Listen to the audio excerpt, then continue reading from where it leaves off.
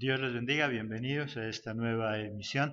Para hoy nos corresponde Éxodo capítulo 36 y nuestro tema de hoy, logrando grandes cosas. Dios nos creó de acuerdo a su imagen y semejanza y eso nos hace ya importante. Recordemos que Jehová Dios es un Dios de éxito, es un Dios poderoso, es un Dios victorioso, es un Dios único y si nosotros somos hechos a su imagen y somos hechos a su semejanza, significa que somos parecidos a Él, significa que tenemos sus características y eso ya nos hace importantes. Pero si somos hechos a su imagen y somos hechos a la imagen de un victorioso, todos deberíamos ser victoriosos, todos deberíamos ser personas de éxito. La pregunta es, ¿por qué en el mundo vemos tantas personas de fracaso? ¿Por qué en el mundo hay tanta gente fracasada? Porque la verdad es que son más los fracasados que las personas de éxito. Las personas de éxito son tan pocas que se les puede contar, pero las personas fracasadas son innumerables. ¿Qué hace que no todos consigamos esa vida de éxito? Es lo que nosotros vamos a mirar. ¿Qué necesitamos para hacer grandes cosas? Si somos hechos a la imagen y semejanza de Dios, no estamos hechos para hacer cualquier cosa, sino para hacer grandes cosas, para hacer cosas importantes en la vida. Nosotros miramos que hay un cierto número de personas, muy poco, que sí hace cosas importantes, que sí hace cosas muy sobresalientes en la vida, pero ¿por qué tan solo unos? ¿Qué necesitamos para hacer grandes cosas? Primero, entender que Dios no hace basura, que nosotros no somos basura, que Dios nos da la capacidad para poder actuar y ser cosas importantes o hacer cosas importantes. Es Dios quien nos da esa capacidad. Miremos ahí en el versículo 1. Así pues, Bezalel y Aholiab y todo hombre sabio de corazón, a quien Jehová Dios dio sabiduría e inteligencia para saber hacer toda la obra del servicio del santuario, harán todas las cosas que ha mandado Jehová. ¿Quién dice que le dio sabiduría e inteligencia para que ellos hicieran toda la obra importante del santuario? Dice que fue Dios. Por lo tanto, es Dios quien a nosotros nos da esa sabiduría, es Dios quien a nosotros nos da esa inteligencia para poder hacer las cosas. Dios no hace basura, Dios hace cosas importantes. Y si nosotros somos importantes, lo que nosotros hacemos, ¿qué debería ser? Importante. Las cosas son de acuerdo a cada quien. Hay un adagio popular que dice, las cosas se parecen a su dueño. Y si nosotros somos importantes, y si es Dios quien nos da esa inteligencia, todo lo que hagamos nosotros debe ser importante. ¿Por qué te resignas entonces a vivir en mediocridad? ¿Por qué te resignas a hacer las cosas de cualquier manera? El problema es que hay mucha gente que se resigna a hacer las cosas de cualquier manera, como le salga.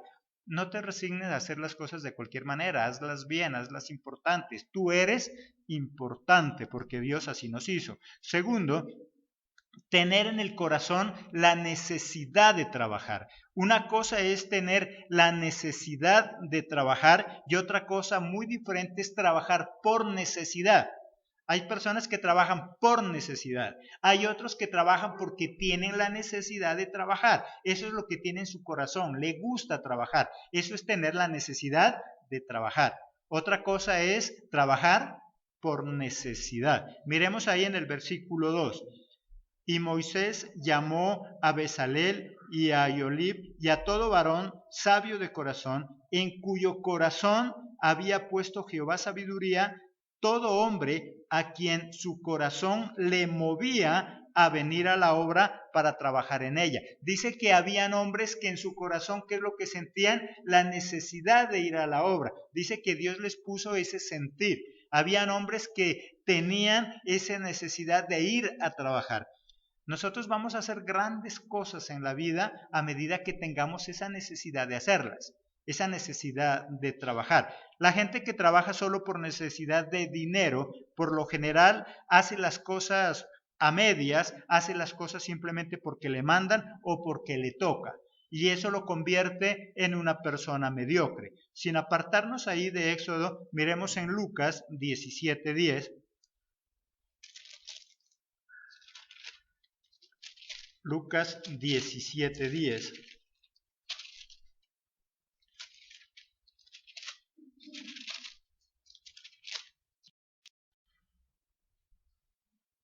Así también vosotros, cuando hayáis hecho todo lo que os ha sido ordenado, decid, siervos inútiles somos, pues lo que habíamos de hacer es lo que hicimos. La palabra de Dios dice que cuando tú y yo, cuando nosotros hacemos las cosas simplemente porque nos toca, somos inútiles. Cuando yo trabajo porque simplemente tengo necesidad de dinero, me convierte en un inútil. Una cosa es trabajar por necesidad, otra cosa es trabajar porque tengo la necesidad de trabajar, porque me gusta, porque amo hacer lo que hago. Eso mismo se mira en el trabajo de la obra de salvación.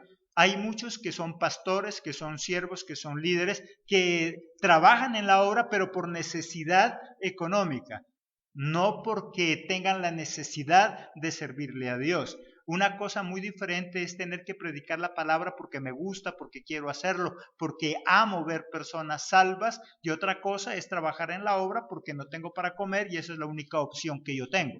Hoy en día encontramos muchos pastores que el pastorado es una opción al desempleo, y el pastorado no debe ser una opción al desempleo, sino un llamado, una vocación, una necesidad de trabajar y de servirle a Dios. El tener la necesidad de trabajar o hacer algo convierte a un hombre en alguien insaciable, en un luchador, en un aguerrido, en alguien que no se cansa. Cuando tú y yo trabajamos por necesidad, nos cansamos, no nos gusta que nos manden, no nos gusta someternos, nos desanimamos, pero cuando tenemos en nuestro corazón la necesidad de trabajar, cada vez queremos hacer más.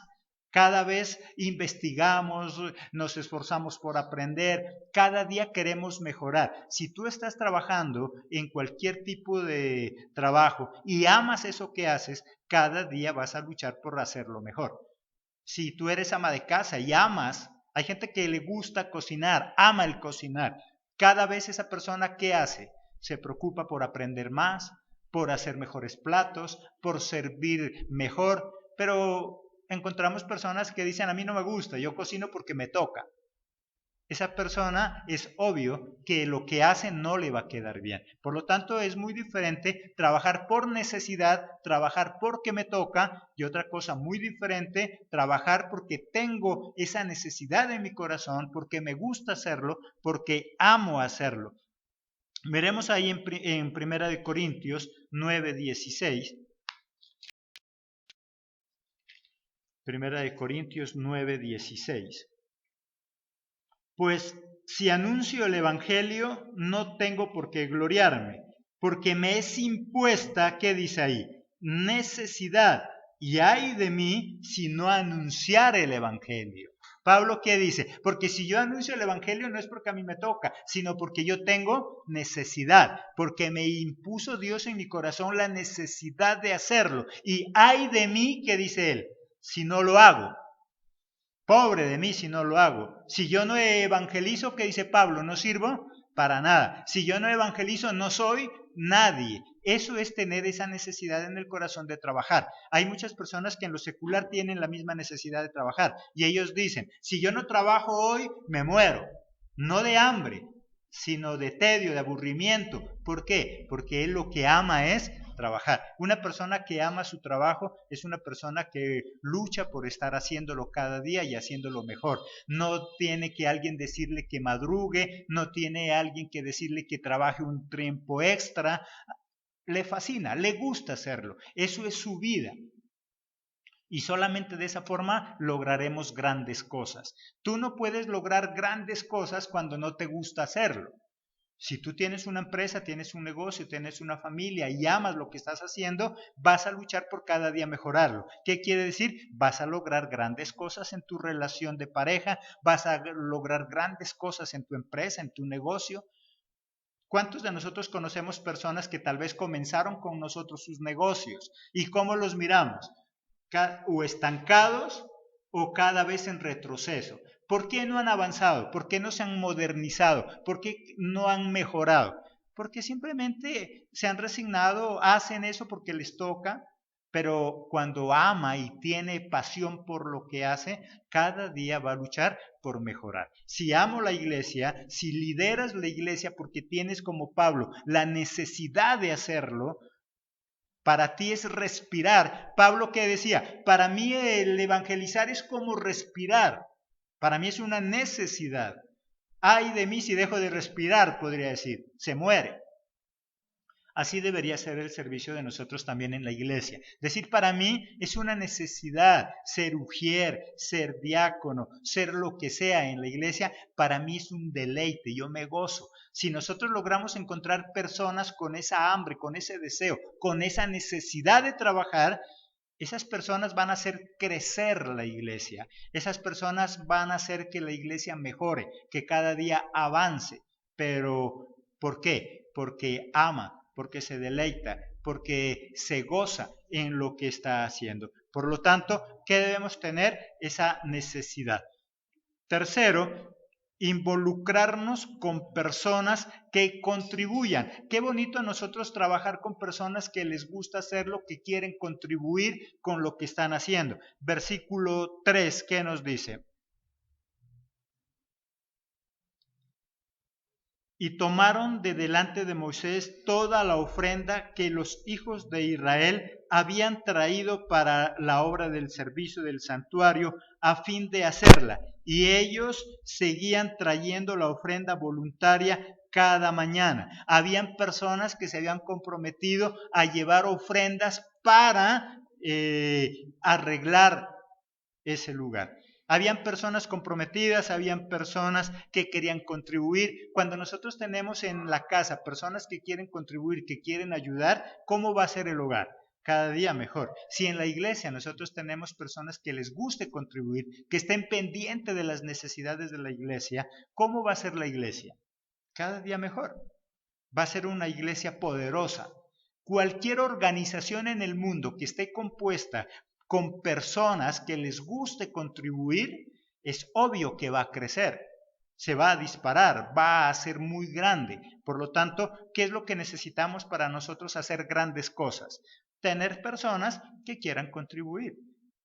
En todo lugar, en la iglesia, en el colegio, en la universidad, en el barrio, hay personas que les gusta contribuir y hay personas que no les gusta. Hay personas que nosotros le decimos, mire, usted puede colaborar con esto, se molesta, no le gusta, piensa que lo están explotando, piensa que le están robando. Pero hay gente que le nace ayudar, hay gente que le gusta ayudar. Y a esas personas Dios bendice. ¿Por qué? Porque dice la palabra que Dios da semilla ¿a quién? A quien siembra. Por lo tanto, si yo anhelo contribuir en cualquier situación, en cualquier obra, en cualquier lugar, voy a hacer que ese lugar crezca. De nosotros los que integramos las organizaciones, llámense espirituales, de obra social, de trabajo, lo que sea, si nosotros contribuimos con las obras, esas obras ¿cómo van a ser? Grandes. Por lo tanto, si tú perteneces a una iglesia que no avanza, que no crece, que no se desarrolla, preguntémonos, ¿no será que nosotros tampoco estamos contribuyendo para que eso suceda? Porque a veces nosotros exigimos, es que yo quisiera que mi iglesia sea tan grande como la de al lado. ¿No será que esa iglesia de al lado está compuesta por personas que sí contribuyen? Esa es la gran diferencia. A veces nosotros decimos, es que yo quisiera trabajar en una empresa bien grande, bien bonita, pero ¿no será que los trabajadores de esa empresa grande que tú admiras, ellos sí contribuyen, sí se esfuerzan por ayudar a la empresa y nosotros solamente buscamos beneficiarnos? Hay dos tipos de personas en el mundo, personas que les gusta contribuir para que las cosas crezcan y hay personas que solo les gusta beneficiarse. Andan buscando empresas porque tienen necesidad de un salario, solo quieren beneficiarse. No le importa si la empresa crece, si se desarrolla, le importa nada. Lo único que le importa es su salario, eso es todo. Tú conoces personas, amigos que tú tienes, que aman su empresa y luchan por verla cada vez más grande. Y hay otros que lo único que aman es su salario. ¿Y ellos qué dicen? Yo estoy en este lugar mientras me paguen. En el día en que ya no tengan para pagarle, busco otra. Porque simplemente él trabaja por necesidad, mas no es su necesidad trabajar.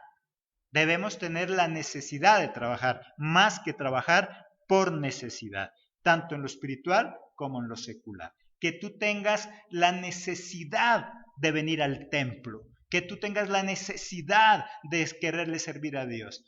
Y otra cosa muy diferente, que yo venga a la iglesia porque tengo necesidad, porque quiero un milagro, porque quiero que Dios me dé plata, porque yo quiero que Dios me sane. Eso es venir a la iglesia por necesidad. Pero cuando yo quiero venir a contribuir y a servir, eso es congregarme porque tengo la necesidad. Y que nosotros digamos, el día en que yo no me congregue, ay de mí. El día en que yo no evangelice, el día en que yo no disipule, ay de mí. Porque para mí el discipular, el evangelizar, el enseñar es como respirar.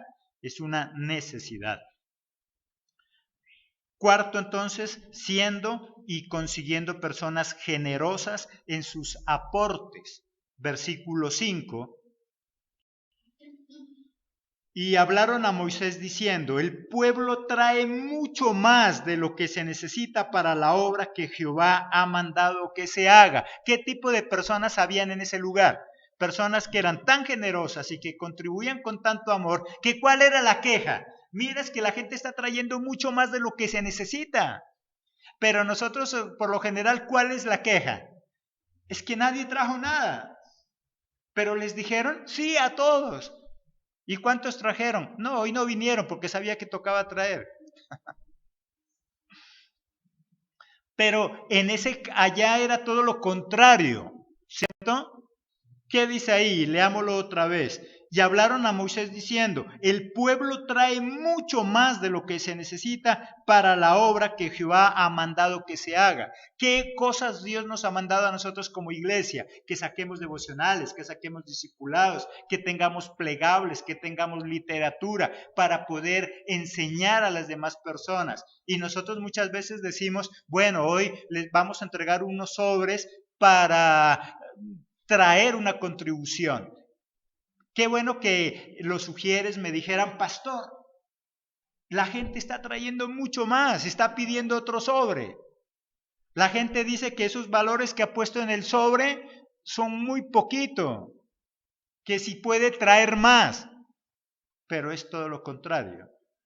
La gente que dice, no, a mí no me dé sobre, y si lo lleva, nunca lo trae. ¿Así crecen las instituciones? No. Con ese otro tipo de personas sí. Entonces, si yo quiero que mi ciudad, y eso en todo lado, no solamente en lo espiritual, porque a veces nosotros nos limitamos al diezmo, ay no, ya están hablando de diezmo, ya están pidiendo diezmo. No, eso tiene que ver en todo, en lo social. Nosotros queremos que nuestra cuadra sea la más bonita, pero cuando alguien nos dice, mire, el gobierno no tiene plata o si la tiene no la quiere soltar. Aquí la calle ya está cada vez más llena de huecos. ¿Por qué no hacemos algo? ¿Por qué no hacemos una minga? ¿Por qué nosotros mismos no le echamos cemento a esa calle? ¿Qué decimos? Ay, eso le toca al gobierno, allá verán ellos. Y nosotros no hacemos nada. A nosotros nos gusta que los demás hagan cosas por nosotros, pero a nosotros no nos gusta hacer nada. Esa cuadra sería muy hermosa a medida que los que viven en esa cuadra estuvieran dispuestos a contribuir más de lo que le toca. Pero nosotros vivimos de lo mínimo, en la casa, lo que sea. Nuestro hogar sería perfecto, no nos hiciera falta nada si cada uno de nosotros contribuyera más de lo que nos toca. Mi amor, vamos a arreglar esta casa, todos trabajan, cada uno va a dar de a 5,000. Y qué bueno que nosotros la mamá dijera al esposo, papi, mire que les pidió usted de 5 y todos han traído de 20. ¿Qué hacemos? Ah, no, arreglémosla mejor, ¿cierto? Pero como nosotros trabajamos con lo mínimo, ¿cierto? A nosotros nos gusta lo mínimo y por eso vivimos en una vida de mediocridad. Siendo entonces y consiguiendo, siendo generosos y consiguiendo gente generosa. Si la iglesia es gente generosa, la iglesia va a prosperar. Hay gente que dice, es que a mí me gusta la iglesia de allá porque allá todos son prósperos. ¿No será que son generosos y por eso Dios los bendice? A un tacaño y a un michicato por lo general Dios nunca lo bendice, porque dice que Dios da de acuerdo a lo que siembra. Así como siembro, cosecho. Pero hay gente michicata y por eso vive pobre, ¿cierto? Y por eso no prospera. Quinto, esperando que nos detengan y no que nos tengan que empujar. Hay personas a quienes toca empujar. Pero hay personas muy activas a quienes hay que detener, hay que decirle, sí, tranquilo, ya vamos a avanzar. Pero hay otros que tú miras para atrás a ver si ya viene y él se ha quedado hace ratos por allá sentado y durmiendo. En el versículo 6 y 7, ¿qué dice? Entonces Moisés mandó pregonar por el campamento diciendo, ningún hombre, ninguna mujer haga más para la ofrenda del santuario. Así se le impidió al pueblo ofrecer más. 7. Pues tenían material abundante para hacer toda la obra. ¿Y qué dice? Y sobraba.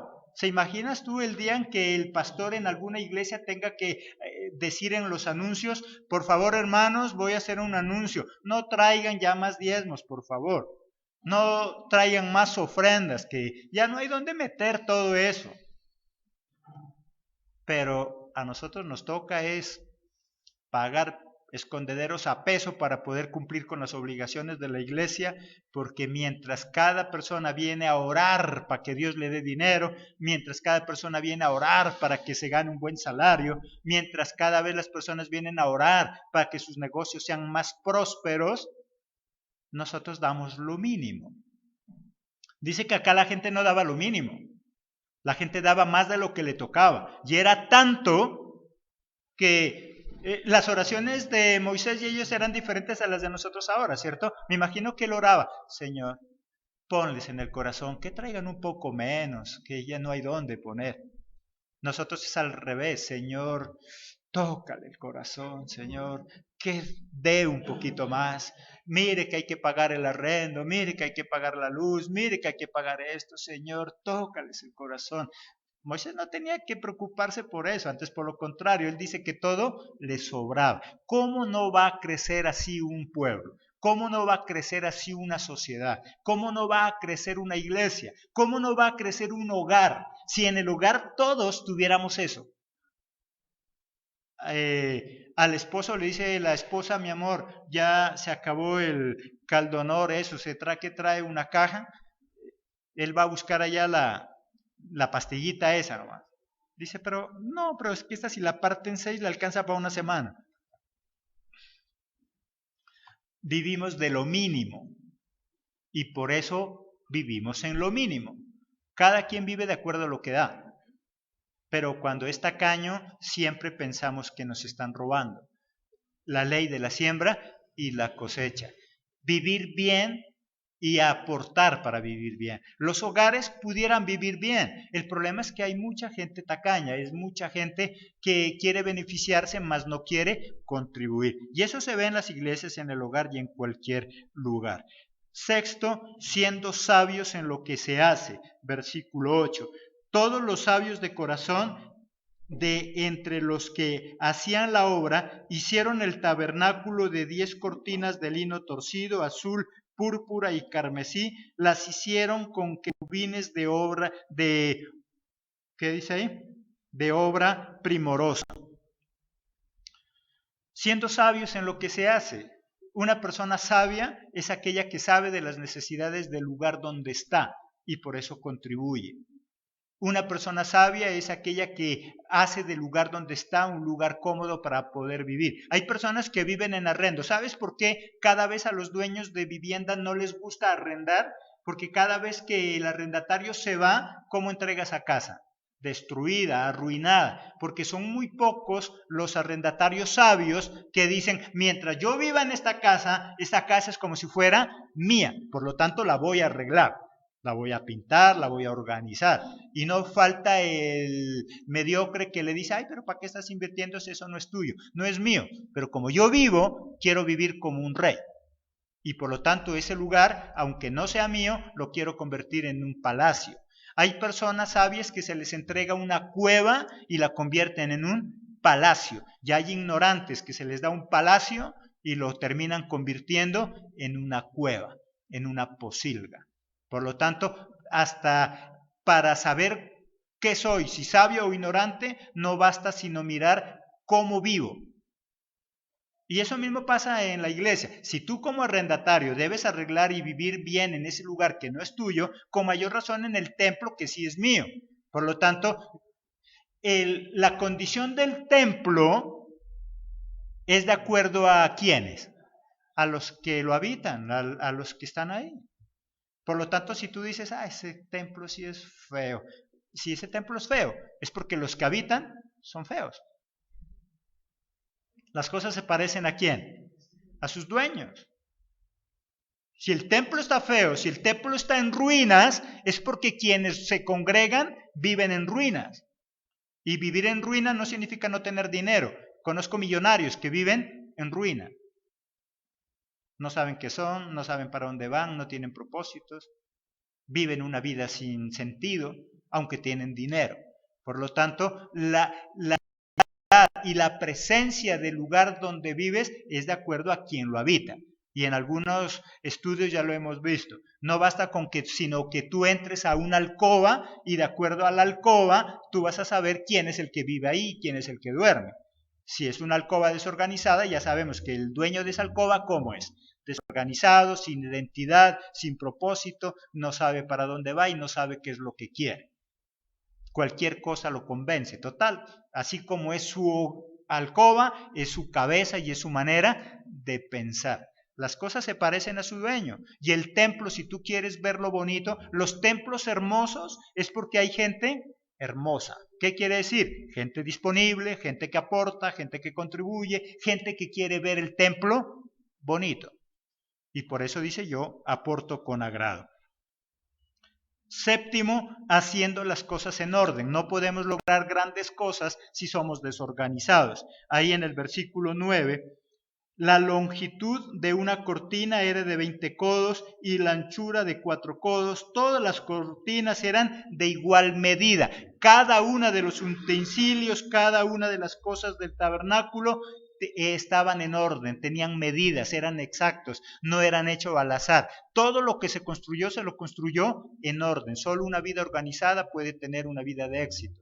Solamente siendo organizados podemos conseguir buenos propósitos. Octavo, teniendo un propósito claro. Si tú no sabes qué es lo que quieres en realidad, nunca vas a alcanzarlo. ¿Cómo puedes lograr una meta si no sabes qué es la meta? ¿Cómo vas a lograr una meta si no sabes a dónde vas a llegar? Recuerda que meta es el lugar de llegada. Por lo tanto, tener una meta es saber a dónde quiero llegar. Primera de Corintios 9:26. Primera de Corintios 9:26.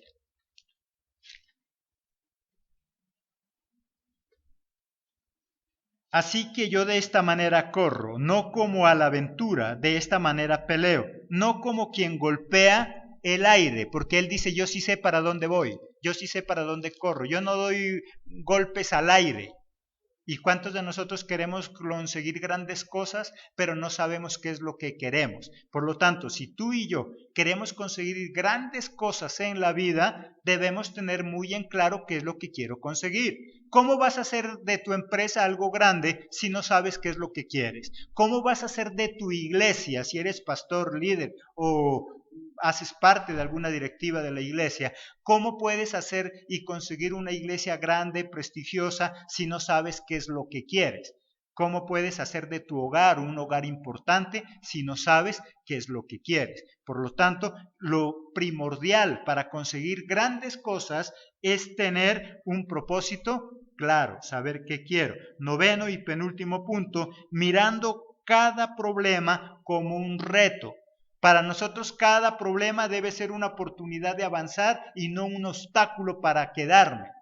Solamente los que han aprendido a ver los problemas como oportunidades de cambio, como oportunidades de mejoramiento, son los que han logrado grandes cosas. Si tú tienes problemas en tu empresa, entonces mírala como una oportunidad de cambio. Decir, bueno, algo está fallando, ¿qué tenemos que hacer? Alguna cosa tenemos que cambiar. Y si tú miras ese problema de tu empresa como una oportunidad para mejorarla, vas a llegar a conseguir algo muy grande. Si tú miras los problemas en tu hogar como oportunidades para corregir, como oportunidades para cambiar, entonces